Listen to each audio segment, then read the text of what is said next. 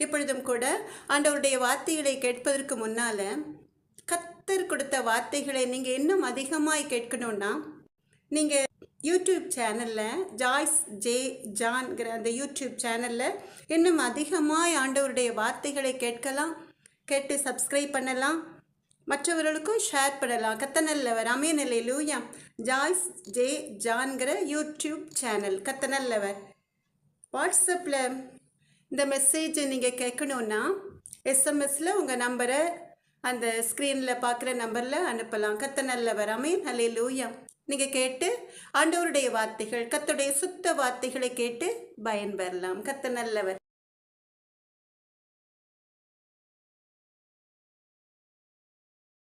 எனக்கன்பான தேவ ஜனமே, இஸ்ரவேலின் பெருமந்தே, கர்த்தருடைய சுத்த கிருபையினாலே இரக்கத்தினாலே கர்த்தருடைய அன்பு பிள்ளைகளை, இஸ்ரவேலின் பெருமந்தைகளை பத்திரமாய் அவருடைய கரத்தின் நிழலிலே மூடி மறைத்து பாதுகாத்து அவருடைய பிள்ளைகளுடைய தேவைகளை எல்லாம் சந்தித்து அவர்கள் விரும்புகிற காரியங்கள் எல்லாம் வாய்க்க செய்து ஆசீர்வதித்து வழிநடத்துவாராக. ஆமென். எனக்கு அன்பான தேவ ஜனமே, பிள்ளைகள் எல்லாம் ஸ்கூலுக்கு போயிருப்பாங்க இல்லையா? கர்த்தர் நல்லவர். ஒவ்வொரு நாளும் பிள்ளைகளை ஸ்கூலுக்கு காலேஜுக்கு அனுப்பும் பொழுது, கணவரை பெற்ற பிள்ளைகளை வேலைக்கு அனுப்பும் பொழுது ஒரு சின்ன ஜெபத்தை ஏறெடுத்து கர்த்தரிடம் அவர்களுடைய பாதுகாப்புக்காக அவர்களை ஒப்பு கொடுத்து ஜெபித்து அனுப்புவீர்களா? அப்ப பாருங்க, உங்களுடைய வாழ்க்கையிலே நிச்சயமாய் நம் தேவனாகிய கர்த்தருடைய பிரசன்னம், அவருடைய பாதுகாப்பு, நம் தேவனாகிய கர்த்தருடைய செட்டைகளின் மறைவிலே அவர் மூடி மறைத்து எந்த ஒரு தீங்கும் அண்டாதபடிக்கு கர்த்தர் மூடி மறைத்து பாதுகாப்பார். அமேனல்லேலூயா. எனக்கு அன்பான தேவ ஜனமே, இஸ்ரவேலின் பெருமந்தே, அசைக்க முடியாத விசுவாசத்தோடு கர்த்தருடைய அன்பு பிள்ளைகள் எல்லாரும் சேர்ந்து கர்த்தருடைய அன்பு மகளோட சேர்ந்து ஒரு பாடலை பாடலாமா? கர்த்தர் நல்லவர். நேசிக்கிறேன் உம்மை தானே ஐயா. ஃபாதர் பெர்க்மான்ஸ் அவர்கள் பாடின அருமையான ஒரு பாடல். நம்ம எல்லாரும் சேர்ந்து பாடலாமா? கரங்களை தட்டி பாடலாமா? கர்த்தர் நல்லவர். நேசிக்கிறேன் உம்மை தானே ஐயா,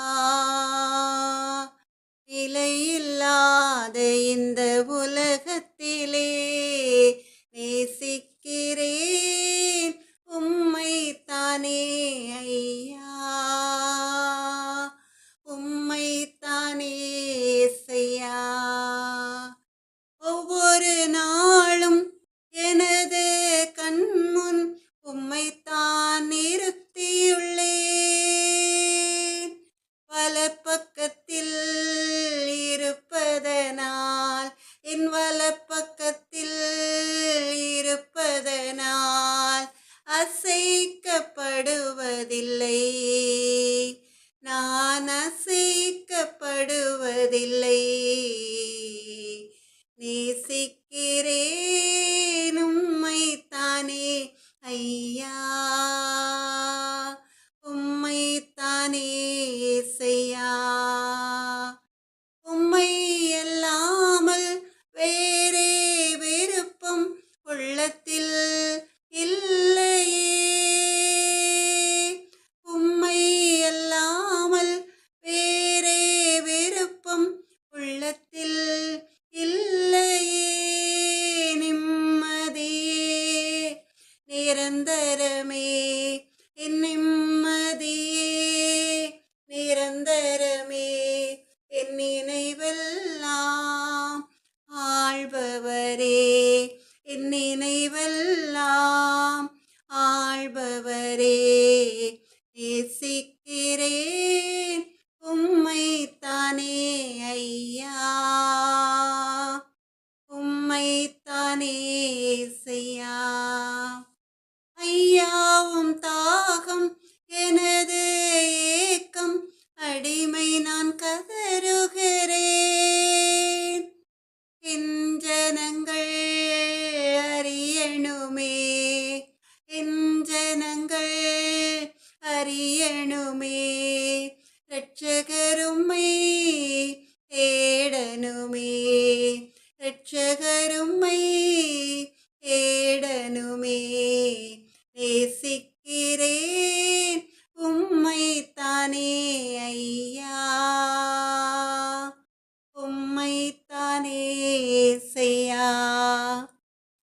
உமது வேதம் எனது மகிழ்ச்சி, ஓய்வின்றி தியானிக்கிறேன்.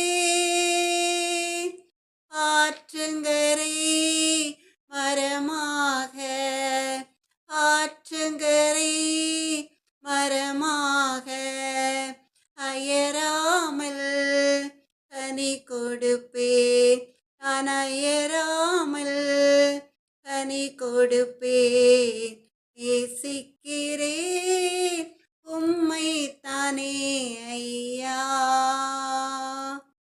நிலையில்லாத இந்த உலகத்திலே நேசிக்கிறேன் உம்மை தானே ஐயா. உம்மை தானே செய்யா. எனக்கு அன்பான தேவ ஜனமே, இஸ்ரவேலின் பெருமந்தே, இங்க இருக்கிற இடங்களிலே முழங்கால் படியிட முடிந்தவர்கள் முழங்கால் படியிட்டு நம் தேவாதி தேவனாகிய கர்த்தரிடம் சின்ன ஜெபத்தை ஏறெடுக்கலாமா? சகலத்தையும் செய்ய வல்லவரே, எங்களுக்கு எல்லாமாய் இருப்பவரே, எங்கள் உள்ளின் திரியங்களை ஆராய்ந்து அறிகிற எங்கள் அன்பு நல்ல தகப்பன், இப்பொழுதும் கூட நான் என் வார்த்தையை உன் வாயிலே அருளி என் கரத்தின் நிழலினால் உன்னை மறைக்கிறேன் சொன்ன தேவாதி தேவனாகிய கர்த்தாவை, என்னை மறைத்து நீங்க வெளிப்படுங்கப்பா. என்னால் ஒன்றும் கூடாது, அது உமக்கு தெரியுமாப்பா. இயேசுவே எங்கள் அன்பு நல்ல தகப்பனே, ஆனாலும் கூட மனுஷரால் கூடாதவைகள் தேவனால் கூடும் சொல்லி அப்ரோச்சனமான அடிமை விசுவசிக்கிறேன் ராஜா. இயேசுவே எங்கள் அன்பு நல்ல தகப்பன், நீங்க கொடுத்த வசனத்திற்குரிய ஜீவனுள்ள தேவனுடைய வார்த்தைகளை மதுமகளுடைய வாயிலே தந்து மதுமகள் அதை உம்முடைய அன்பு பிள்ளைகளுக்கு சொல்கிற கிருபையும் கொடுத்து ஆட கிருபையும் கொடுத்து கர்த்தருடைய நாமம் மகிமைப்படும்படியான் அநேக ஆத்துமாக்கள் உடைய வார்த்தைகளை கேட்டு உடைய மந்தையில் வந்து சேர உடைய நாமம் மாத்திரம் மகிமைப்பட அற்புதங்கள் அடையாளங்கள் ஏராளமாய் நடக்க கர்த்தர் நீர் கிருபை அளித்திருளுங்க எங்கள் அன்பு நல்ல தகப்பன். பேசுகிறவர்கள் நீங்கள் அல்ல, உங்கள் பிதாவின் ஆவியானவரை சொன்ன தேவாதி தேவனாகிய கர்த்தாவை, என்னை மறைத்து அடிமையை மறைத்து நீங்க வெளிப்படுங்க தகப்பனே. உடைய நாம மாத்திரம் மகிமைப்படட்டும். இயேசுவின் நாமத்தினாலே ஜெபத்தை ஏறெடுக்கிறேன் எங்கள் அன்பு நல்ல தகப்பனே. நன்றி ஏசப்பா. எனக்கு அன்பான தேவ ஜனமே, சந்தோஷமா இருக்கீங்களா? பாடுகள் அதிகமாய் உங்களுடைய வாழ்க்கையில் இருக்கிறதா? நீங்கள் பக்தி உள்ளவர்களாய் இருக்கலாம், கர்த்தருடைய அன்பு பிள்ளைகளாய் இருக்கலாம். ஆனாலும் கூட உங்கள் வாழ்க்கையில் பாடுகள் அதிகமாய் வரும் பொழுது, ஏன் இந்த பாடுகள் என்னுடைய வாழ்க்கையில் வருகிறது என்ற கேள்வி உங்கள் இருதயத்தில் நிச்சயம் எழும்பும் இல்லையா? அன்பான தேவ ஜனமே, இஸ்ரவேலின் பெருமந்தையே, அந்த காரணத்தை அறிவதற்கு முன்பாக நீங்கள் ஒன்றை அறிந்து கொள்ள வேண்டும். முதல்ல நாம் கர்த்தர் கொடுத்த வசனத்தை வாசித்து கர்த்தருடைய வார்த்தைகளின் நேராய் கடந்து செல்லலாமா? அன்பான தேவ ஜனமே, இஸ்ரவேலின் பெருமந்தையே, நாம் எல்லாரும் நீதிமொழிகள் 3வது அதிகாரம் 11, 12 வேத வசனங்களை சேர்ந்து வாசிக்கலாமா? நீதிமொழிகள் 3வது அதிகாரம் 11, 12 வேத வசனங்கள். என் மகனே, நீ கர்த்தருடைய சிட்சையை அற்பமாக எண்ணாது, அவர் கடிந்து கொள்ளும் போது சோர்ந்து போகாதே. தகப்பன் தான் நேசிக்கிற புத்திரனை சிட்சிக்கிறது போல கர்த்தரும் எவனிடத்தில் அன்பு கூறுகிறாரோ அவனை சிட்சிக்கிறார். மறுபடியுமா இந்த வேத வசனத்தை வாசிக்கலாமா? நீதிமொழிகள் 3வது அதிகாரம் 11, 12 வேத வசனங்கள். என் மகனே, நீ கர்த்தருடைய சிட்சையை அற்பமாக எண்ணாதே, அவர் கடிந்து கொள்ளும் போது சோர்ந்து போகாதே. தகப்பன் தான் நேசிக்கிற புத்திரனை சிட்சிக்கிறது போல கர்த்தரும் எவனிடத்தில் அன்பு கூறுகிறாரோ அவனை சிட்சிக்கிறார். இந்த வேத வசனத்திலே நாம் பார்க்கிறோம், கர்த்தருடைய அன்பு பிள்ளைகளை, அவருக்கு பிரியமான பிள்ளைகளை என் மகனே என்று அன்பாய் அழைக்கிறார். நான் கடிந்து கொள்ளும் போது நீ சோர்ந்து போக வேண்டாம் என்று. நான் உன்னை அதிகமாய் நேசிப்பதினால, நீ எனக்கு பிரியமான மகனாய் மகளாய் இருப்பதினால, ஒரு தகப்பன் தான் நேசிக்கிற தன்னுடைய மகனை சிட்சிக்கிறது போலதான் நான் உன்னை சிட்சிக்கிறேன் என்று நம் தேவாதி தேவனாகிய கர்த்தருக்கு பிரியமான பிள்ளைகளை பார்த்து சொல்கிறார். எனக்கு அன்பான தேவ ஜனமே, இஸ்ரவேலின் பெருமந்தே, அப்ப நீங்க கர்த்தர் உங்களை சிட்சிக்கும் பொழுது, சிட்சை என்றாலே தண்டனை இல்லையா? கர்த்தர் உங்களுடைய வாழ்க்கையில் இந்த சிட்சைகளை அனுமதிக்கும் பொழுது நீங்கள் சோர்ந்து போகவே கூடாது. உங்கள் இருதயத்தின் ஆழத்திலே நீங்கள் கலங்கவே கூடாது. கர்த்தர் உங்களை அதிகமாய் நேசிக்கிறார் என்பதை நீங்கள் அறிந்து உணர்ந்து கொள்ள வேண்டும். கர்த்தர் உங்களை நேசிக்காவிட்டால் உங்களை திருத்த வேண்டும் என்று அவர் நினைக்கவே மாட்டார். உங்களுடைய ஆத்துமாக்களை குறித்து அவர் கவலைப்படவே மாட்டார். எனக்கு அன்பான தேவ ஜனமே, இஸ்ரவேலின் பெருமந்தே, துன்மார்க்கருடைய வாழ்வை நான் காண்கையில் வீம்புக்காரராகி அவர்கள் மேல் பொறாமை கொண்டேன் என்று தாவீது ராஜா சொல்கிறார். அப்படித்தான் உங்களுக்கு விரோதமாய் எழும்பியவர்களுடைய வாழ்க்கையை நீங்கள் பார்க்கும் பொழுது அவருடைய வாழ்க்கையில் உங்களுக்கு இருக்கிற சஞ்சலமும் வேதனைகளும் இருக்கவே இருக்காது.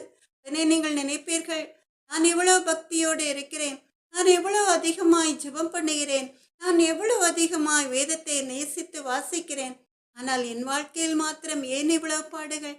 என் கண்ணெதிரே என்னை ஏளனம் பண்ணுகிறவர்கள் அருமையாய் சந்தோஷமாய் செழிப்பாய் வாழ்கிறார்களே என்று.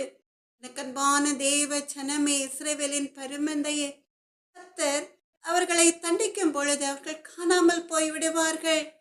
கர்த்தர் அவர்களை நேசிக்காததுனால அவர்களை சிட்சித்து சரியான பாதையில் அவர்களை நடத்த மாட்டார். உங்களை அவர் அதிகமாய் நேசிக்கிறதுனால அவர் உங்களை சிட்சிக்கிறார். எனக்கன்பான தேவ ஜனமே, இஸ்ரவேலின் பெருமந்தை, நீதிமொழிகள் 29வது அதிகாரத்திலும் கூட கர்த்தர் உங்களை பார்த்து சொல்கிறார். நீதிமொழிகள் 29வது அதிகாரம் 15, 17வது வேத வசனத்தை வாசித்தால் தெரியும். நீதிமொழிகள் 29வது அதிகாரம் 15, 17வது வேத வசனம், பிரம்பம் கடிந்து கொள்ளுதலும் ஞானத்தை கொடுக்கும், தன் இஷ்டத்திற்கு விடப்பட்ட பிள்ளையோ தன் தாய்க்கு வெட்கத்தை உண்டு பண்ணுகிறான் என்று. உன் மகனை சிற்றை செய், அவன் உனக்கு ஆறுதல் செய்வான், உன் ஆத்மாவுக்கு ஆனந்தத்தை உண்டாக்குவான் என்று.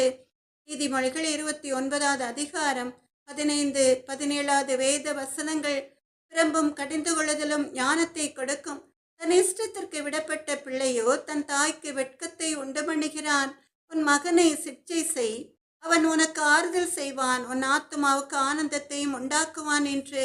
எனக்கு அன்பான தேவ ஜனமே, இஸ்ரவேலின் பெருமந்தை, கர்த்தர் உங்களை பார்த்தும் சொல்கிறார். உங்களுடைய பிள்ளைகளை நீங்கள் பிரம்பை கையில் எடுத்து கண்டித்து வளர்க்க வேண்டும் என்று சொல்லி, அந்த பிள்ளைகளை அவர்களுடைய இஷ்டத்திற்கு நீங்கள் விடக்கூடாது என்று சொல்லி கர்த்தர் உங்களுக்கு அட்வைஸ் பண்ணுகிறார். எனக்கு அன்பான தேவ ஜனமே, ஏன்னா ஒரு பிள்ளை நன்றாக படிக்கவில்லை என்றால், பிரம்பை எடுத்து அந்த பிள்ளையை அடிக்கவில்லை என்றால் அந்த பிள்ளை ஞானமற்ற பிள்ளையாயிருக்கும். எழுதுகிற எக்ஸாம்களில் எல்லாம் ஃபெயில் மார்க் வாங்கிவிடும். ஆனால் உங்களுடைய பிள்ளைகளை நீங்கள் சிக்ஷை செய்து கண்டித்து உணர்த்தி தண்டித்து வளர்த்தால் அவன் உங்கள் முதிர் வயதிலே நீங்கள் மகிழ்ந்து களி கூறும்படியான காரியங்களை செய்வான். உங்கள் வாழ்க்கையிலே உங்கள் ஆத்மாவிலே அவன் மிகுந்த மகிழ்ச்சியை கொண்டு வருகிற ஒரு அருமையான மகனாய் இருப்பான். எனக்கு அன்பான தேவ ஜனமே, இஸ்ரவேலின் பெருமந்தே, அதனால்தான் நம் தேவாதி தேவனாகிய கர்த்தரும் கூட நம்முடைய எதிர்காலத்தை மனதிலே வைத்து அவர் நேசிக்கிற அவருடைய அன்பு பிள்ளைகளை மாத்திரம் சிட்சிக்கிறார். எனக்கு அன்பான தேவ ஜனமே, இஸ்ரவேலின் பெருமந்தே, ஒரு தகப்பன் தான் நேசிக்கிற புத்திரனை சிட்சிக்கிறது போல கர்த்தரும் எவனிடத்தில் அன்பு கூறுகிறாரோ அவனை சிட்சிக்கிறார். எனக்கு அன்பான தேவ ஜனமே, ஒரு வீட்டிலே ஒரு அப்பா தன் மகனை ரொம்ப அடிக்கிறார். என்ன காரணம் என்று யாருக்கும் தெரியவில்லை. ஏன்னா அந்த பிள்ளை ரொம்ப அப்பாவி, யாருக்கும் ஒரு கெடுதலும் செய்ய மாட்டான், அமைதியாக தான் உண்டு தன் வேலை உண்டு என்று இருப்பான்.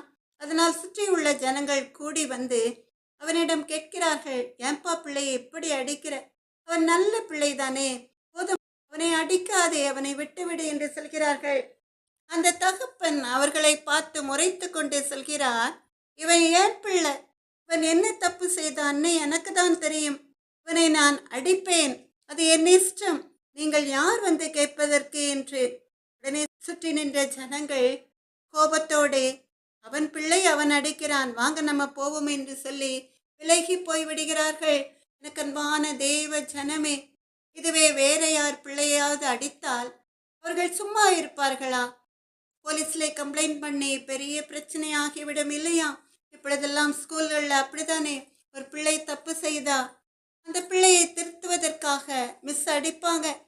அந்த ஸ்கூல் பிரின்சிபல் அந்த பிள்ளையை தண்டிப்பார். உடனே அதுவே பெரிய பிரச்சனையாகிவிடும்.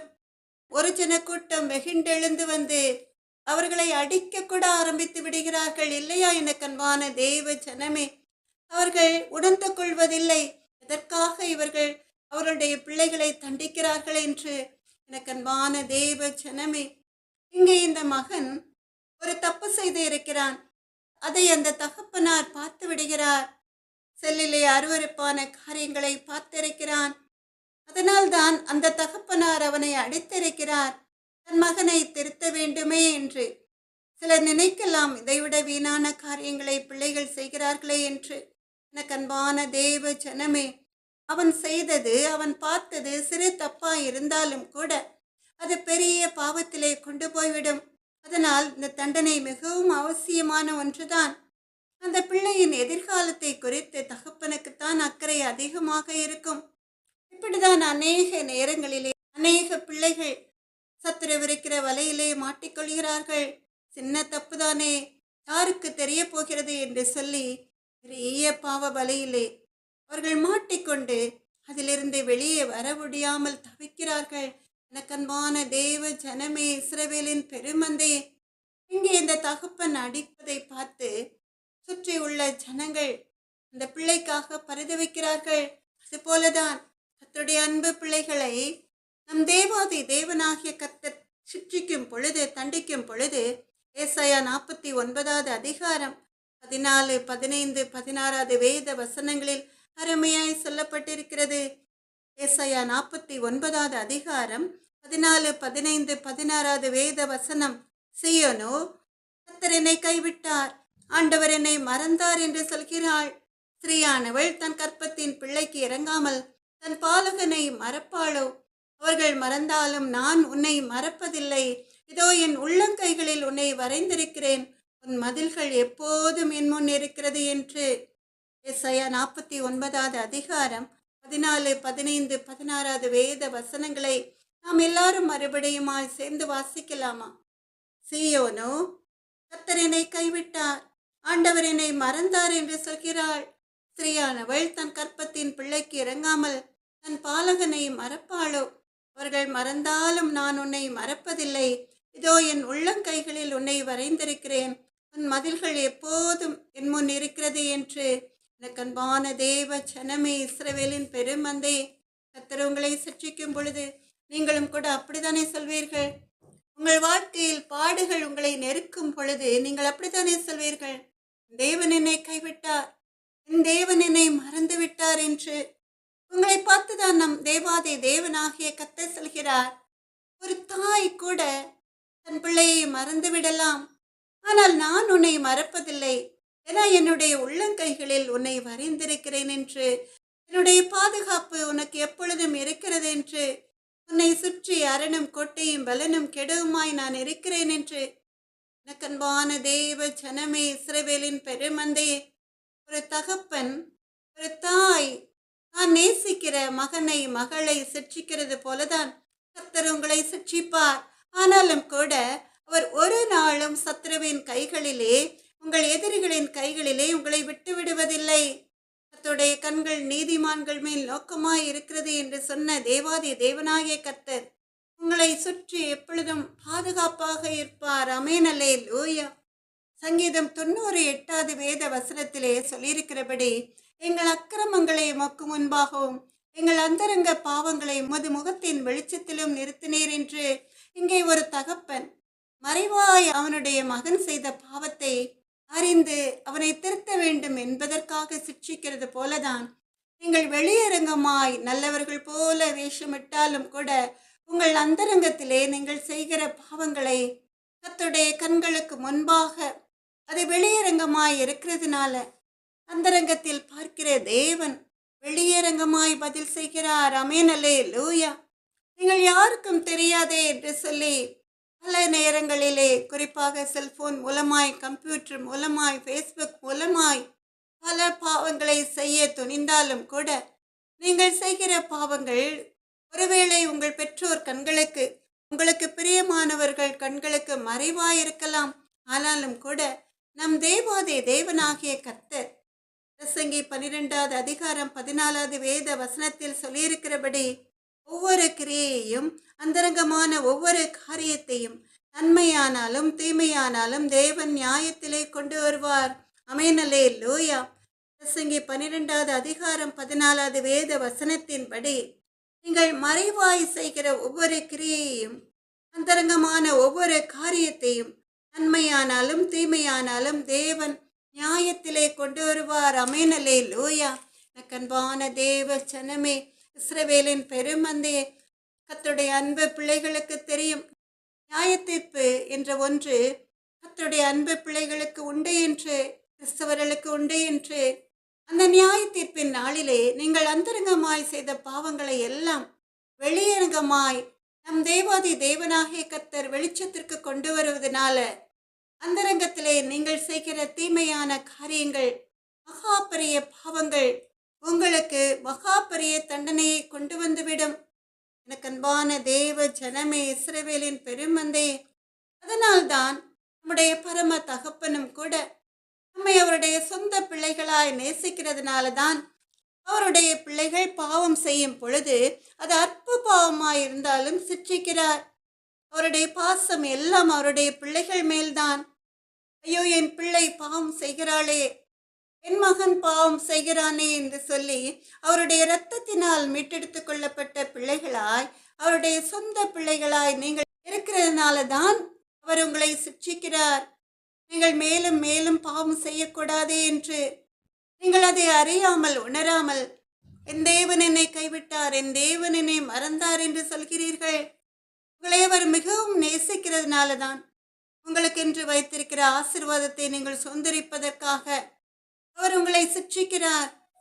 நீங்கள் அந்த மேலான ஆசீர்வாதங்களை சுதந்திரிக்க வேண்டுமே என்று, அதற்கு உங்கள் பாவங்கள் உங்களுக்கு தடையாய் இருக்கக்கூடாதே என்ற ஆதங்கம்தான் நம் பரம தகப்பனுக்கு. ஒரு தகப்பனுக்கு தான் அல்லது ஒரு தாய்க்கு தான் தன் பிள்ளையின் எதிர்காலத்தை குறித்து அக்கறை அதிகமாயிருக்கும் இல்லையா எனக்கு அன்பான தேவ ஜனமே? அதனால நீங்கள் தேவனால் சிட்சிக்கப்படும் பொழுது மற்றவர்கள் சொல்வார்கள், அவர்கள் ரொம்ப பக்தியா இருந்தார்கள், ஆனாலும் பாருங்கள் அவர்கள் வாழ்க்கையிலே எத்தனை பாடுகள் என்று அவர்கள் சும்மா சொல்லிவிட்டு போய்விடுவார்கள். ஆனால் கர்த்தரை அறிந்து உணர்ந்தவர்களுக்கு தெரியும், இந்த சிட்சை மகா பெரிய ஆசீர்வாதத்தை கொண்டு வரும் என்று. கர்த்தர் என்னை சிட்சிக்காவிட்டால் நேபுகாத் நேச்சாரை போல மேட்டுமை எண்ணம் கொண்டு என் பெருமை அகந்தையினால் எனக்கு கர்த்தர் கொடுத்த எல்லா ஆசீர்வாதங்களையும் நான் இழந்திருப்பேன் என்று. நேபுகாத் நேச்சார் கர்த்தர் அவனுக்கு கொடுத்த ஆசீர்வாதம் என்பதை மறந்து, தானியேல் 4வது அதிகாரம் 30வது வேத வசனத்திலே நேபுகாத் நேச்சார் என்று ராஜா சொல்கிறான். தானியேல் 4வது அதிகாரம் 30வது வேத வசனம், இது என் வல்லமையின் பராக்கிரமத்தினால் என் மகிமை பிரதாபத்துக்கென்று ராஜ்யத்திற்கு அரண்மனையாக நான் கட்டின மகா பாபிலோன் அல்லவா என்று சொன்னான்.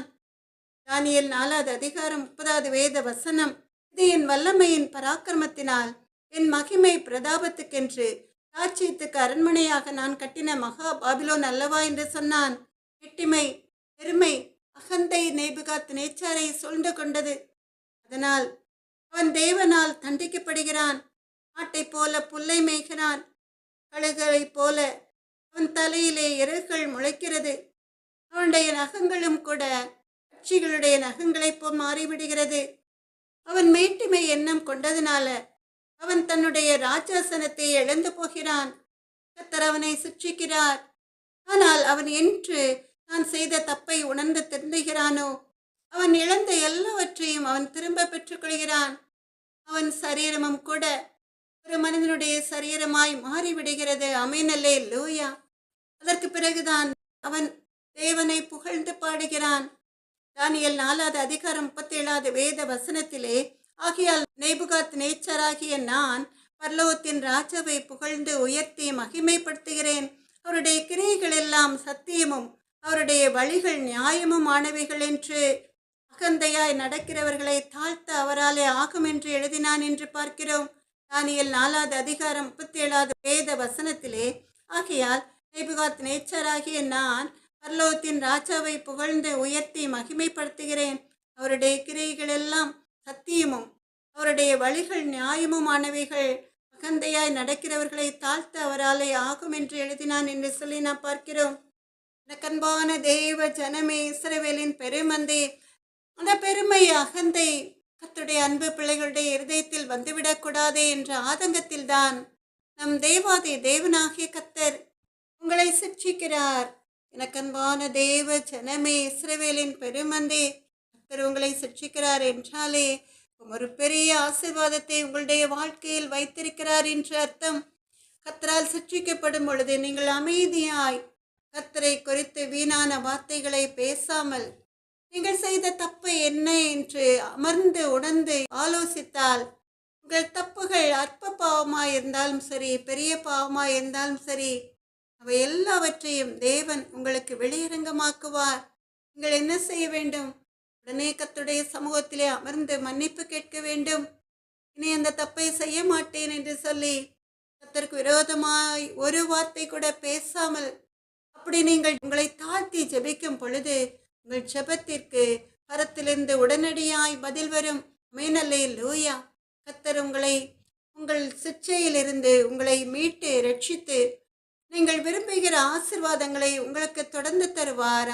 அல்லேலூயா. எசாயா 54வது அதிகாரம் 7, 8வது வேத வசனங்களின்படி கர்த்தர் உங்களை பார்த்து சொல்லுவார், இமைப்பொழுது உன்னை கைவிட்டேன், ஆனாலும் ஒருக்கமான இரக்கங்களால் உன்னை சேர்த்துக்கொள்வேன். அற்ப காலம் மூண்ட கோபத்தினால் என் முகத்தை இமைப்பொழுது உனக்கு மறைத்தேன், ஆனாலும் நித்திய கிருபையுடன் உனக்கு இறங்குவேன் என்று கர்த்தராகிய உன் மீட்பர் சொல்கிறார் என்று. இரக்கன்பான தேவ ஜனமே, இஸ்ரவேலின் பெருமந்தே, கர்த்தர் மனதொருக்கமுள்ள தேவன். அதனால் அவருடைய கோபம் கொஞ்ச நேரம்தான். நீங்கள் மனதுருக்கத்தோடு கர்த்தருடைய சமூகத்திலே தாழ்த்தி ஜெபிக்கும் பொழுது கர்த்தர் ஓடோடி வந்து உங்களுக்கு அவருடைய கிருபையையும் இரக்கத்தையும் காண்பித்து அவர் கொடுத்த தண்டனையை உங்களை விட்டு விலக்கி நீங்கள் விரும்புகிற காரியங்களை உங்களுக்கு கொடுத்து ஆசீர்வதிப்பார். அல்லேலூயா. தாய் கூட பிள்ளைகளை மறந்து போகலாம், சிங்கம் கூட குட்டிகளை பட்டினி போடலாம். தாயினும் மேலாக அன்பு வைத்தவர், இரத்தத்தையே சிலுவையிலே உனக்கு தந்தவர். மறந்திடுவாரோ உன்னை வெறுத்திடுவாரோ, உன் நம்பிக்கையை விட்டு விடாதே. நீ நம்பினவர் கைவிட மாட்டார். தாய் கூட பிள்ளைகளை மறந்து போகலாம், சிங்கம் கூட குட்டிகளை பட்டினி போடலாம். நீ அவரை தெரிந்து கொள்ளவில்லை, அவரல்லவோ உன்னை தெரிந்து கொண்டார். நேற்று அல்ல இன்று அல்ல, தாயின் கருவில் தோன்றும் முன்னே தாய் கூட பிள்ளைகளை மறந்து போகலாம், சிங்கம் கூட குட்டிகளை பட்டினி போடலாம். நீ அவரின் முகத்தை நோக்கி பார்த்தால் உந்தன் வாழ்வு வெளிச்சமாக மாறும். கர்த்தருக்கு காத்திருப்போர் வெட்கப்பட்டு போவதில்லை. தாய் கூட பிள்ளைகளை மறந்து போகலாம், சிங்கம் கூட குட்டிகளை பட்டினி போடலாம். தாயினும் மேலாக அன்பு வைத்தவர், இரத்தத்தையே சிலுவையிலே உனக்கு தந்தவர். மறந்திடுவாரோ உன்னை வெறுத்திடுவாரோ, உன் நம்பிக்கையை விட்டு விடாதே. நீ நம்பினவர் கைவிட மாட்டார். தேவன் உனக்கு சொன்ன வார்த்தை எல்லாம் ஒன்று கூட மாறி போவதில்லை. நேற்றும் இன்றும் என்றும் மாறா தேவன் இயேசு மாறிடாரே. தாய் கூட பிள்ளைகளை மறந்து போகலாம், சிங்கம் கூட குட்டிகளை பட்டினி போடலாம். உன்னை என்றும் நேசிக்கின்ற தேவன் உன்னை விட்டு விலகி போவதில்லை. நித்தம் உன்னை நடத்திடுவார், நித்தியத்தில் சேர்த்திடுவார். தாய் கூட பிள்ளைகளை மறந்து போகலாம், சிங்கம் கூட குட்டிகளை பட்டினி போடலாம். தாயினும் மேலாக அன்பு வைத்தவர், இரத்தத்தையே சிலுவையிலே உனக்கு தந்தவர். மறந்திடுவாரோ உன்னை வெறுத்திடுவாரோ, உன் நம்பிக்கையை விட்டு விடாதே. நீ நம்பினவர் கைவிட மாட்டார். எனக்கன்பான தேவ ஜனமே, மோசே கர்த்தருக்கு மிகவும் பிரியமானவன். அவனை குறித்து எண்ணாகமம் 12வது அதிகாரம் 7வது வேத வசனத்திலே நாம் வாசிக்கிறோம். என் தாசனாகிய மோசேயோ அப்படிப்பட்டவன் அல்ல, என் வீட்டில் எங்கும் அவன் உண்மையுள்ளவன் என்று கர்த்தர் சொல்கிறார் என்று. என் தாசனாகிய மோசேயோ அப்படிப்பட்டவன் அல்ல, என் வீட்டில் எங்கும் அவன் உண்மையுள்ளவன் என்று.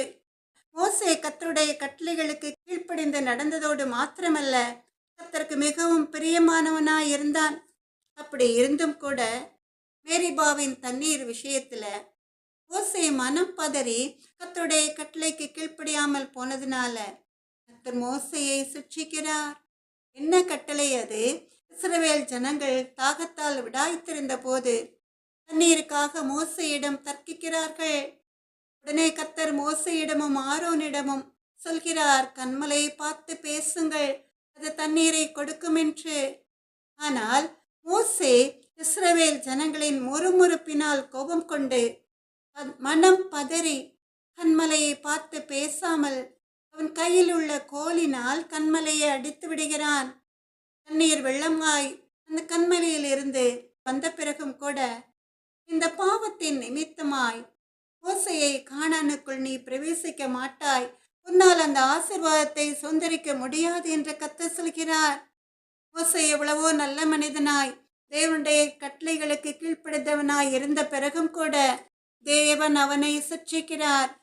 அது சாதாரண சிட்சை அல்ல. எனக்கு அன்பான தேவ ஜனமே, எந்த கானானுக்குள் இஸ்ரவேல் ஜனங்களை வழிநடத்தி கொண்டு போனானோ, அதற்காக எவ்வளவு பிரயாசப்பட்டானோ, எவ்வளவு பாடுகளை கஷ்டங்களை அனுபவித்தானோ, அந்த மோசே அந்த கானானுக்குள் பிரவேசிக்க முடியாது என்று கர்த்தர் அவனை ஒரு பெரிய சிட்சையை கொடுத்து தண்டிக்கிறார்.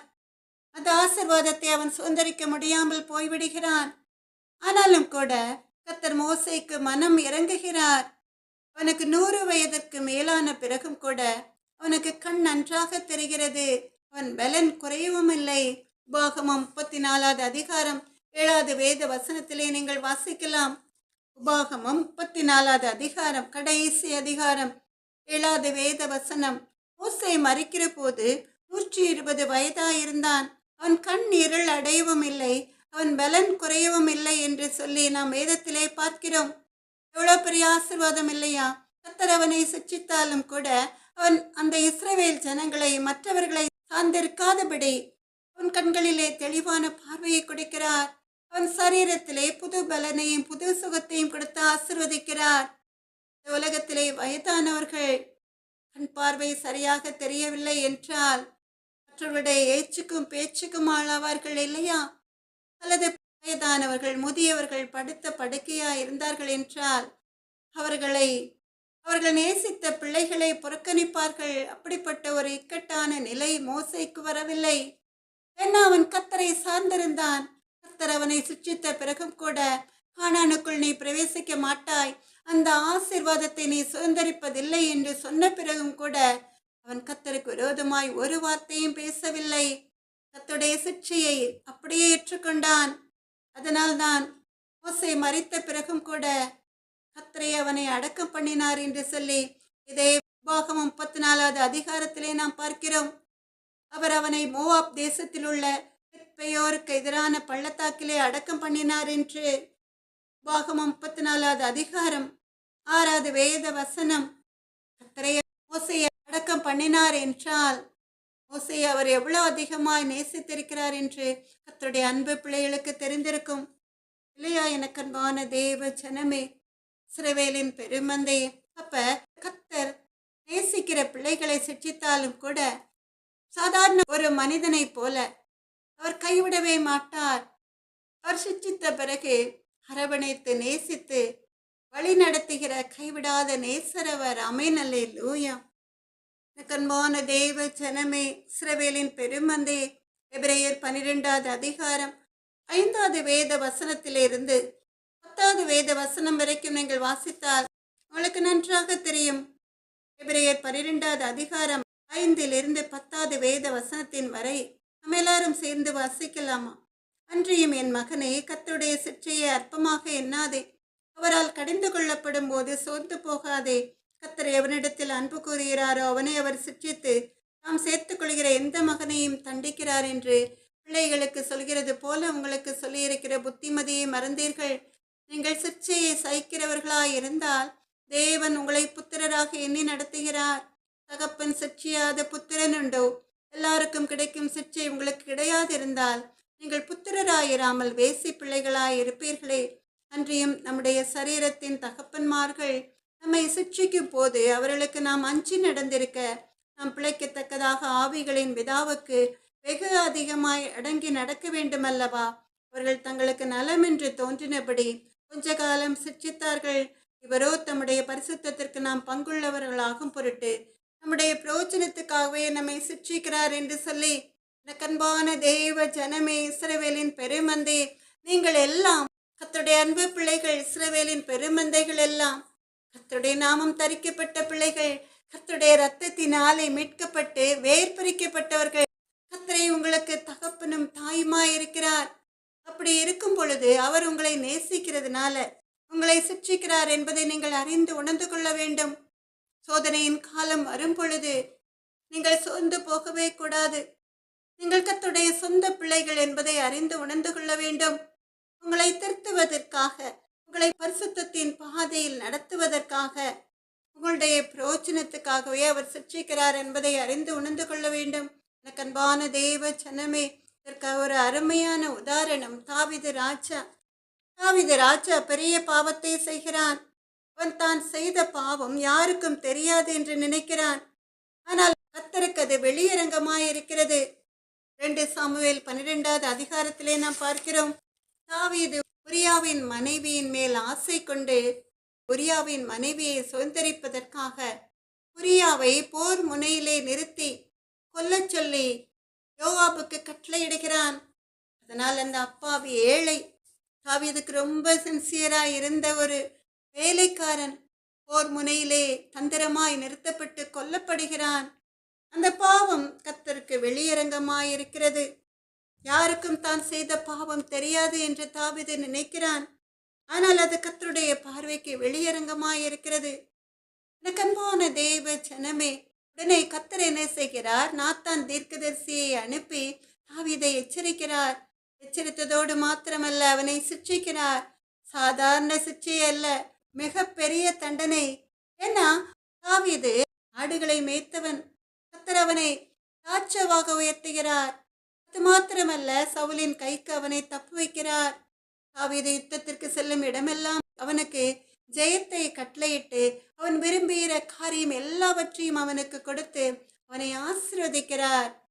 அன்பான தேவ ஜனமே, இவ்வளவு அதிகமான ஆசீர்வாதங்களை பெற்ற பிறகு அவன் கர்த்தருக்கு பிரியமில்லாத காரியத்தை செய்கிறான். கர்த்தர் செய்த நன்மைகளை மறந்து கர்த்தர் அருவருக்கிற பாவத்தை அவன் செய்ததினால கர்த்தருடைய கோபம் தாவீதின் மேல் திரும்பிவிட்டது. தாவீது கர்த்தரால் தண்டிக்கப்படுகிறான். தன் ராஜாங்கத்தை இழந்து தன் சொந்த மகனாலே துரத்தப்படுகிறான். இன்னும் அதிக பாடுகளை அவன் அனுபவிக்கிறான். வனாந்தரத்திலே ஒரு நாடோடியை போல அலைந்து திரிகிறான். தன் உயிருக்கு பயந்து இவ்வளவு சிற்றைகளை அனுபவித்த பிறகும் கூட அவன் கர்த்தரை குறை சொல்லவில்லை. கர்த்தரிடம் மன்னிப்பு கேட்கிறான். சீமேயி தாவீதின் மேல் கற்களை எறிந்து அவனை தூஷித்த பிறகும் கூட தாவீது சொல்கிறான். 2 சாமுவேல் 16வது அதிகாரம் 11, 12வது வேத வசனங்களிலே 2 சாமுவேல் 16வது அதிகாரம் 11, 12வது வேத வசனங்களிலே தாவீது சொல்கிறான், அவன் தூஷிக்கட்டும், அப்படி செய்ய கர்த்தர் அவனுக்கு கட்டளையிட்டிருக்கிறார். ஒருவேளை கர்த்தர் என் சிறுமையை பார்த்து இந்த நாளில் அவன் நிந்தித்த நிந்தனைக்கு பதிலாக எனக்கு நன்மையை சரி கட்டுவார் என்றான் என்று சொல்லி நாம் வேதத்திலே பார்க்கிறோம். 2 சாமுவேல் 16வது அதிகாரம் 11, 12வது வேத வசனத்திலே அவன் தூஷிக்கட்டும், அப்படி செய்ய கர்த்தர் அவனுக்கு கட்டளையிட்டிருக்கிறார். ஒருவேளை கர்த்தரின் சிறுமையை பார்த்து இந்த நாளில் அவன் நிந்தித்த நிந்தனைக்கு பதிலாக எனக்கு நன்மையை சரி கட்டுவார் என்று சொல்கிறான். எனக்கு அன்பான தேவ ஜனமே, இஸ்ரவேலின் பெருமந்தே, அவன் கோபப்படவில்லை. கர்த்தருக்கு விரோதமாய் ஒரு வார்த்தை கூட பேசவில்லை. ஏன்னா அவன் மன்னிக்க முடியாத ஒரு பெரிய குற்றத்தை செய்திருக்கிறான். அதனால்தான் அவன் தண்டிக்கப்படுகிறான் என்று அவனுக்கு நன்றாக தெரியும். கர்த்தர் சிட்சித்த பிறகு அவன் இழந்த ஆசீர்வாதத்தை அவனுக்கு திரும்ப தருவார் என்று அவனுக்கு தெரியும். ஆனால் இதே இடத்திலே கர்த்தரை அறியாத ஜனங்கள் இருந்தால் என்ன செய்திருப்பார்கள்? நாங்கள் தான் கர்த்தரை எங்கள் சொந்த இரட்சகராய் ஏற்றுக்கொண்டு விட்டோமே. ஆனால் அவரை எங்களுடைய சொந்த இரட்சகராய் ஏற்றுக்கொண்ட பிறகு எங்கள் வாழ்க்கையில் அநேக பாடுகள், நாங்கள் செய்த பாவத்திற்கு அநேக தண்டனைகள். நாங்கள் ஏன் கர்த்தரை பின்பற்றி செல்ல வேண்டும்? கர்த்தருக்கு பின்னால் சென்றால் பாடுகள் தான் அதிகம் போல என்று. ஆனால் கர்த்தரை அறிந்த கர்த்தருடைய அன்பு பிள்ளைகளுக்கு சிற்றைகள் வாழ்க்கையில் வரும் பொழுது நன்றாக தெரியும். எபிரேயர் 8, 9, 10 வேத வசனங்களின்படி இதற்காக கர்த்தர் சிட்சிக்கிறார் என்று. அவருடைய பரிசுத்தத்தில் நாம் பங்குள்ளவர்களாகும் பொருட்டு தாவீது ராஜா செய்த வேசித்தனத்திலிருந்து அவரை பரிசுத்த பாதையில் நடத்துவதற்காக கர்த்தர் தாவீதை சிட்சிக்கிறார். அவர் அப்படி சிட்சிக்காவிட்டால் அவர் இன்னும் அநேக பேருடைய வாழ்க்கையை கெடுத்திருப்பான். இல்லையா எனக்கு அன்பான தேவ ஜனமே? அவர் தாவீதை சிட்சித்ததினால்தான். அவன் ஒரே ஒரு தப்பை செய்துவிட்டு அதற்கு பிறகு அப்படிப்பட்ட பெரிய பாவத்தை அவன் செய்யவில்லை. கர்த்தர் தாவீதை தண்டித்த பிறகு கர்த்தருடைய சமூகத்திலே அவன் செய்த பாவங்களுக்காக மன்னிப்பு கேட்டதினால, கர்த்தரை மறுதலித்து ஒரு வார்த்தையை பேசாததினால கர்த்தர் அவனுக்கு மனம் இறங்கி அவனை மறுபடியுமா இஸ்ரவேல் ஜனங்களுக்கு ராஜாவாக்கினார். அவன் இழந்த பெயர், புகழ், அந்தஸ்து, ஆசீர்வாதம் எல்லாம் அவனுக்கு திரும்ப கிடைத்தது. ஆமென், அல்லேலூயா. அன்பான தேவ ஜனமே, இஸ்ரவேலின் பெருமந்தையே, அப்ப கர்த்தருடைய அன்பு பிள்ளைகள் கர்த்தரால் சிட்சிக்கப்படும் பொழுது என்ன செய்ய வேண்டும்? பொறுமையா எல்லாவற்றையும் ஏற்றுக்கொள்ள வேண்டும். என் பாவத்திற்கு தான் தகப்பன் தண்டிப்பது போல கர்த்தர் என்னை தண்டிக்கிறார். கர்த்தர் என்னை சொந்த பிள்ளையா ஏற்றுக்கொண்டிருக்கிறார். அதனால நான் செய்த பாவங்களுக்காக கர்த்தருடைய சமூகத்திலே மன்னிப்பு கேட்டு மனம் திரும்ப போகிறேன். அப்படி மனம் திரும்பினால் கர்த்தர் அந்த சிட்சையை என்னை விட்டு அகற்றி என்னை நேசிக்க ஆரம்பித்து விடுவார் என்று கர்த்தருடைய அன்பு பிள்ளைகள் சொல்ல வேண்டும்.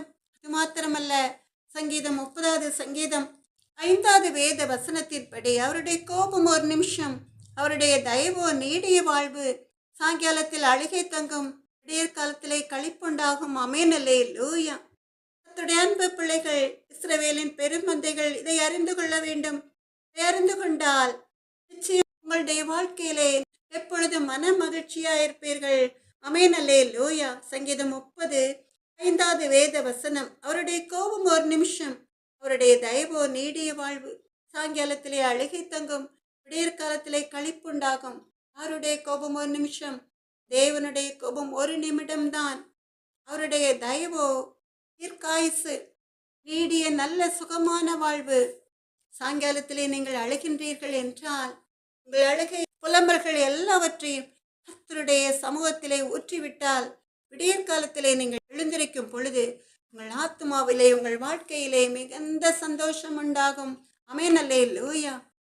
எனக்கு அன்பான தேவ ஜனமே, ஒரு தகப்பன் தன்னுடைய மகன் ஒரு பாவத்தை செய்கிறான் என்றால், ஒரு பொருளை திருடி கொண்டு வந்திருக்கிறான் என்றால் என்ன செய்வான்? அவனை கூப்பிட்டு, இப்படியெல்லாம் செய்யாது, இது தப்பு என்று சொல்லி அந்த மகனை அவன் கன்னத்திலே லேசாக ஒரு அறை அறைந்து அல்லது ஒரு சின்ன அடி அடித்து அனுப்பினால் அவன் திருந்துவானா?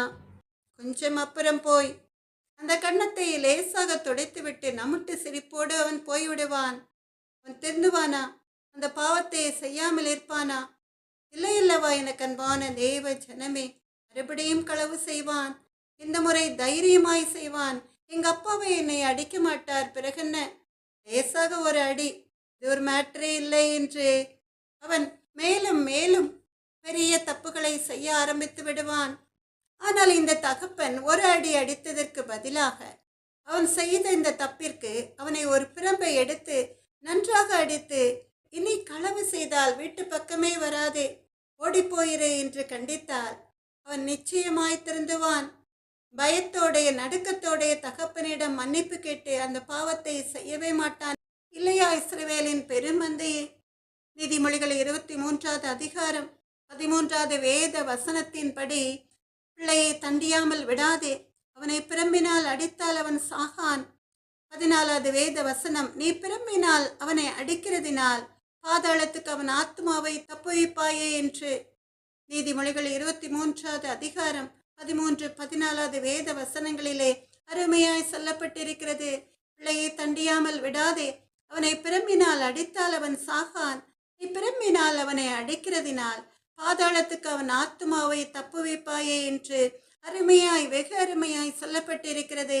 எனக்கு அன்பான தேவ ஜனமே, ஒரு தகப்பனோ தாயோ தன் பிள்ளை பெரிய பாவத்தை செய்யும் பொழுது அந்த பாவத்தை அவன் மறுபடியுமாய் செய்யாதபடி அவனை அடித்து அவனை திருத்த வேண்டும். அப்படி அடிப்பதினால் அவனுடைய ஆத்மாவை நீங்கள் பாதுகாக்க முடியும். அவன் மேலும் மேலும் பெரிய தப்புகளை செய்யாதபடி, சத்துரு விரிக்கிற வலையில் மாட்டிக்கொண்டு பாதாளத்திலே போய் விழாதபடி அவன் ஆத்மாவை காப்பாற்ற வேண்டும் என்றால் நிச்சயமாய் அவனுக்கு பெரிய தண்டனை கொடுக்க வேண்டும். அப்படி தண்டனை கொடுக்கும் பொழுது அவன் தற்கொலை பண்ணாதபடி உங்களுடைய கண்கள் அவன் மேல் நோக்கமாயிருக்க வேண்டும்.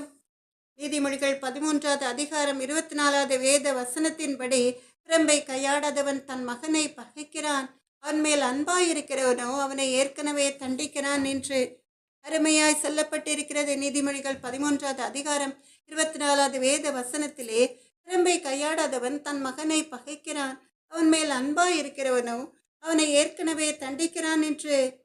எனக்கன்பான தேவ ஜனமே, இப்போ உங்களுக்கு நன்றாக தெரிந்திருக்கும், ஏன் உங்கள் வாழ்க்கையிலே சிற்றை என்று நீங்கள் தாவீதை போல பெரிய பாவம் செய்திருக்க மாட்டீர்கள்.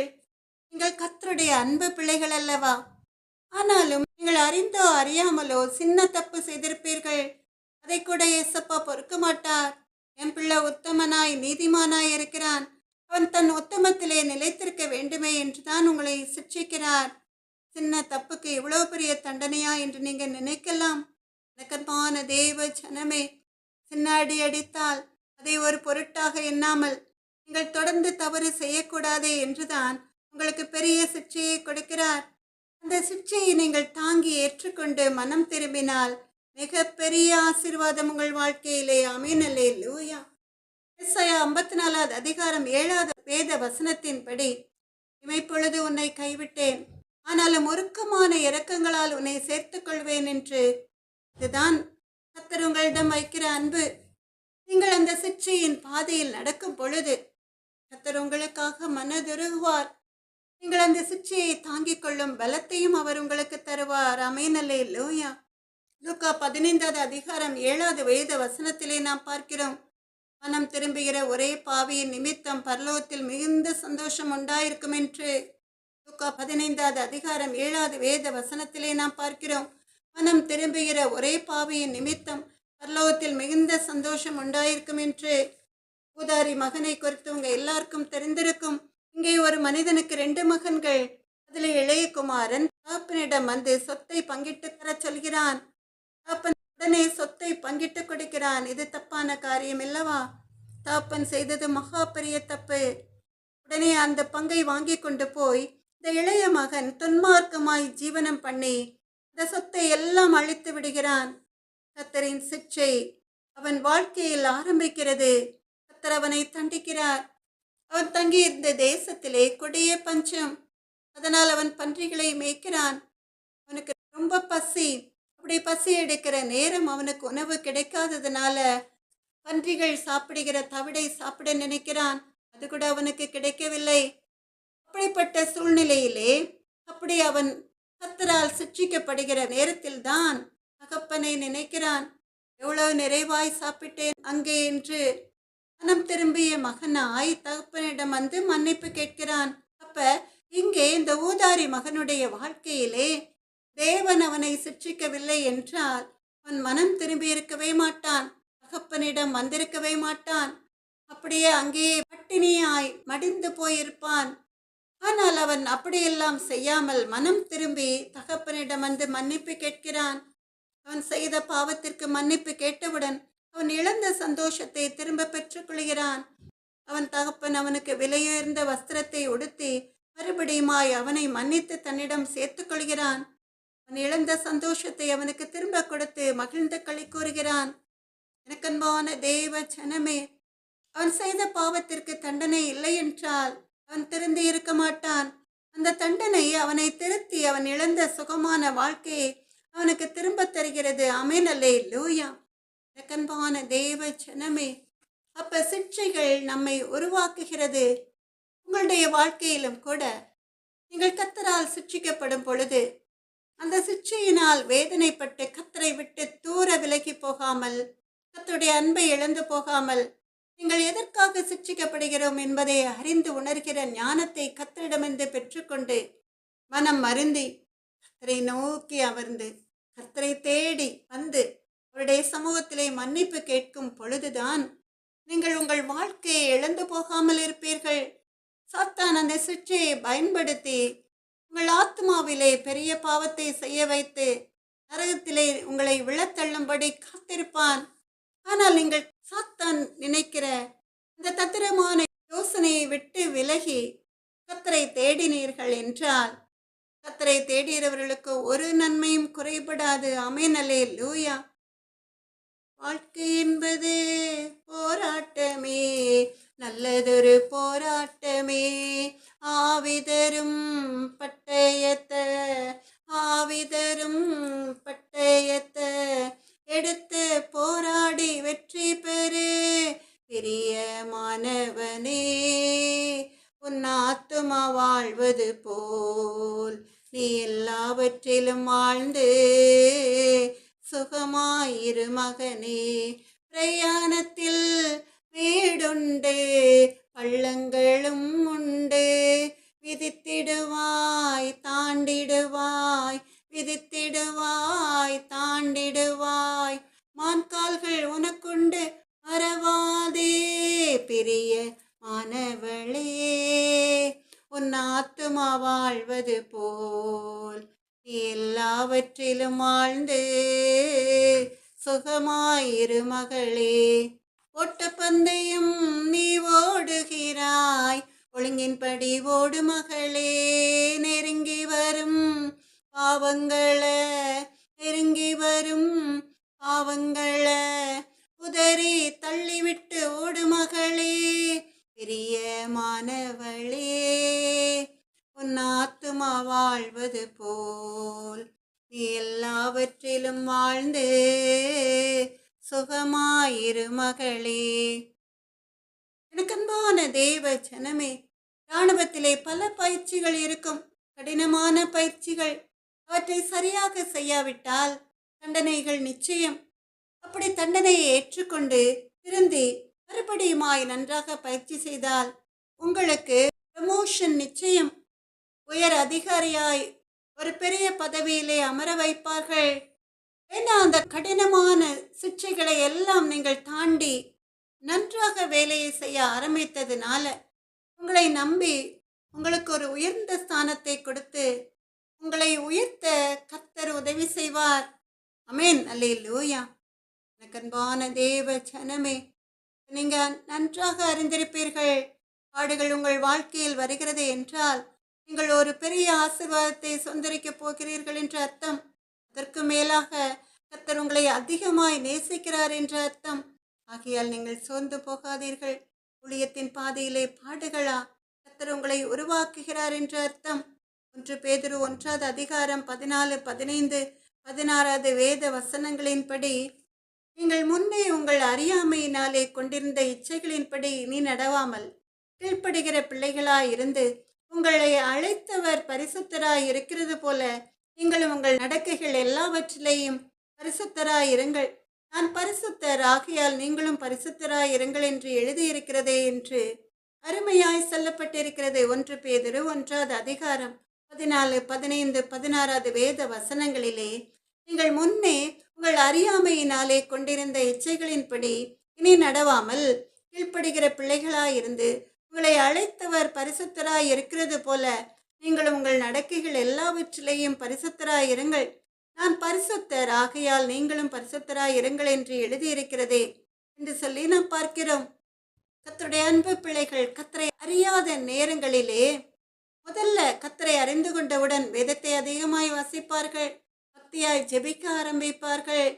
மற்றவர்கள் அவர்களை பார்த்து இவன் என்னென்ன பாவம் எல்லாம் செய்தான், இப்ப கர்த்தரை ஏற்றுக்கொண்ட பிறகு ரொம்ப அருமையாய் நல்ல பிள்ளையாய் அமைதியாய் இருக்கிறானே, யாருக்கும் ஒரு தொந்தரவும் பண்ணாம நல்லவனாய் இருக்கிறானே, ஜெபிக்க ஆரம்பிக்கிறான், சர்ச்சுக்கு ஒழுங்கா போகிறானே என்று சொல்லி அவனை புகழ்ந்து தள்ளுவார்கள்.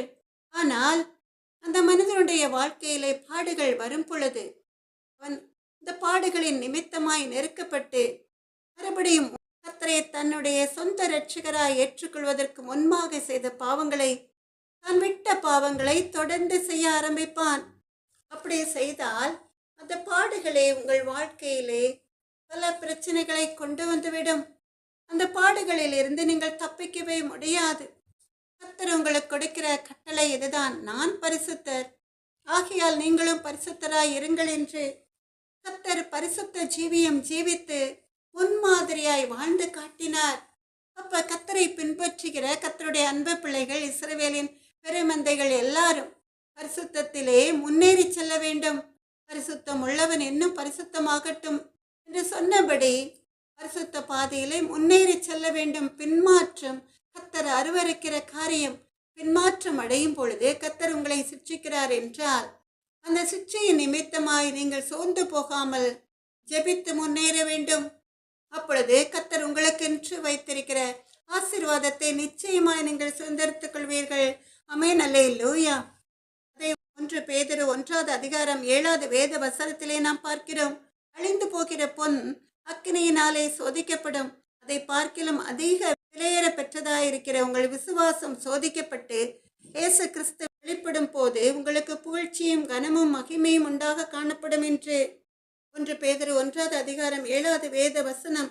அழிந்து போகிற பொன் அக்னியினாலே சோதிக்கப்படும், அதை பார்க்கிலும் அதிக விலையேற பெற்றதாயிருக்கிற உங்கள் விசுவாசம் சோதிக்கப்பட்டு இயேசு கிறிஸ்து வெளிப்படும் போது உங்களுக்கு புகழ்ச்சியும் கனமும் மகிமையும் உண்டாக காணப்படும். எனக்கு அன்பான தேவ ஜனமே, இஸ்ரவேலின் பெருமந்தே, பொன்னை அக்னியிலே உருக்கி புடமிடுவார்கள் இல்லையா? அப்படி புடமிட்டு தான் விலையுயர்ந்த அருமையான நகைகளை செய்வார்கள்.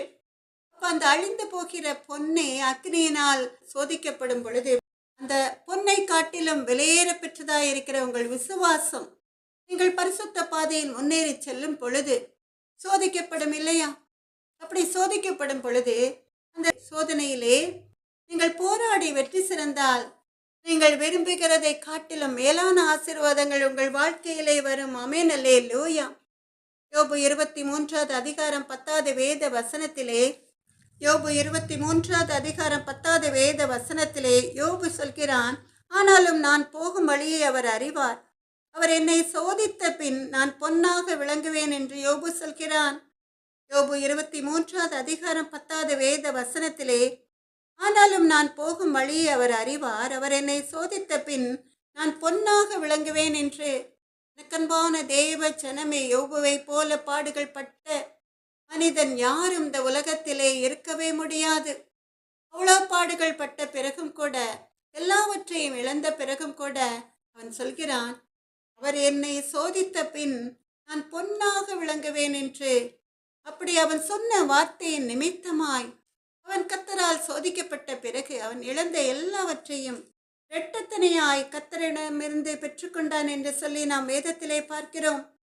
யோபு 42வது அதிகாரம் 12வது வேத வசனத்திலே, யோபு 42:12வது வேத வசனத்திலே, கர்த்தர் யோபின் முன்னிலைமையை பார்க்கிலும் அவன் பின்னிலைமையை ஆசீர்வதித்தார் என்று.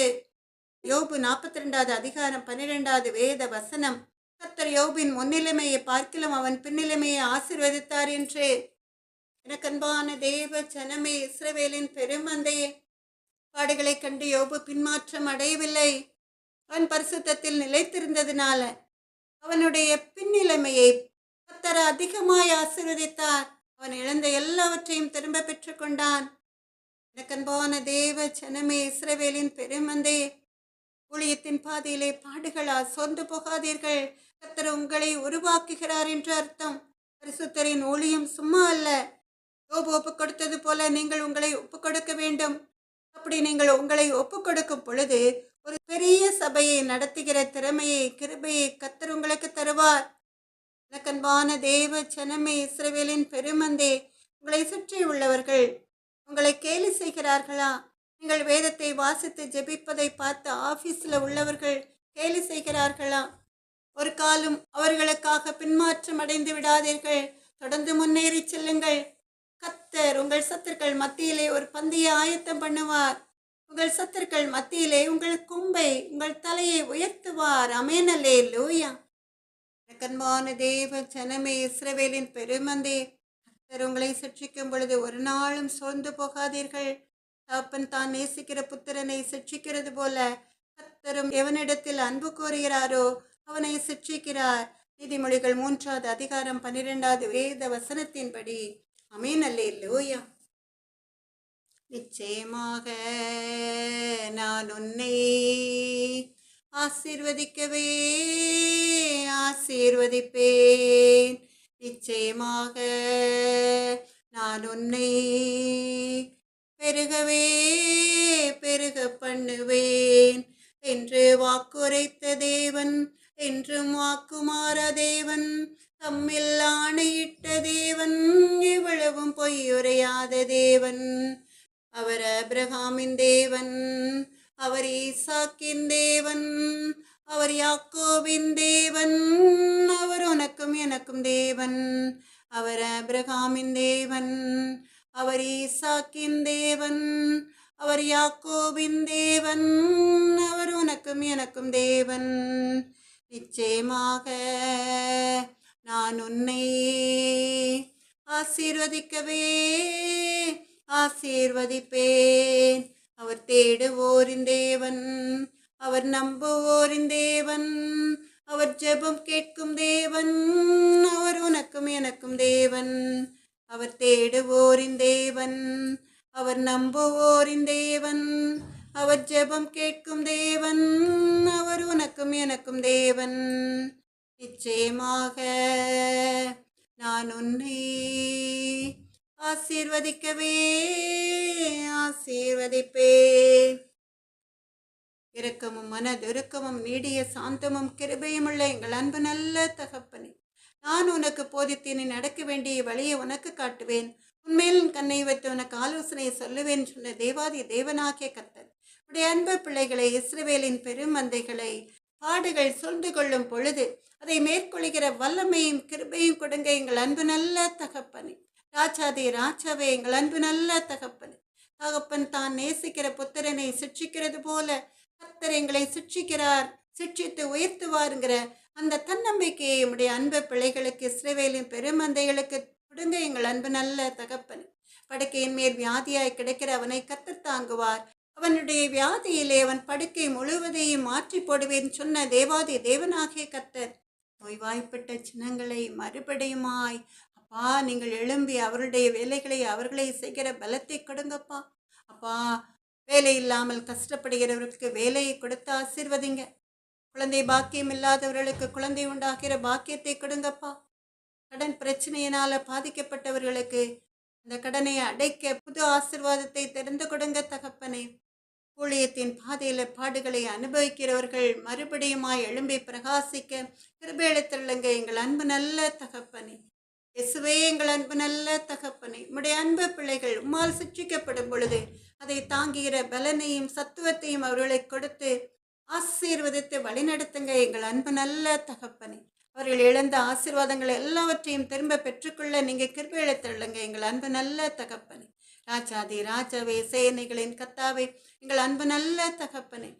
ஜீவனுள்ள தேவனுடைய வார்த்தைகளை ஷேர் பண்ணுகிற சப்ஸ்கிரைப் பண்ணுகிற சப்ஸ்கிரைபர்ஸை கர்த்தர் நீர் உயர்த்தி கர்த்தருடைய இரத்த கோட்டைக்குள்ளே மூடி மறைத்து பாதுகாத்து உடைய வருகையின் நாள் மட்டும் அவர்களுக்கு புது சுகத்தை, புது பலனை, புது சத்துவத்தை கொடுத்து ஆசீர்வதிங்க எங்கள் அன்பு நல்ல தகப்பனே. இயேசுவின் நாமத்தினாலே ஜெபத்தை ஏறெடுக்கிறேன் எங்கள் அன்பு நல்ல தகப்பனே. சகலவிதமான துதி, கனம், மகிமை அனைத்தும் மக்கே உண்டாவதாக. என் ஆத்துமாவே கர்த்தரை சோத்திரி, என் முழு உள்ளமே அவருடைய பரிசுத்த நாமத்தை சோத்திரி. என் ஆத்துமாவே கர்த்தரை சோத்திரி, கர்த்தர் செய்த சகல உபகாரங்களையும் மறவாதே. அமேன் அல்லேலூயா. எனக்கு அன்பான தேவ ஜனமே, இஸ்ரவேலின் பெருமந்தே, நம்முடைய கர்த்தராகிய இயேசு கிறிஸ்துவனுடைய கிருபையும் தேவனுடைய அன்பும் பரிசுத்த ஆவியினுடைய ஐக்கியமும் உங்கள் அனைவரோடும் கூட இருப்பதாக. அமேன் அல்லேலூயா. அமேன் அல்லேலூயா.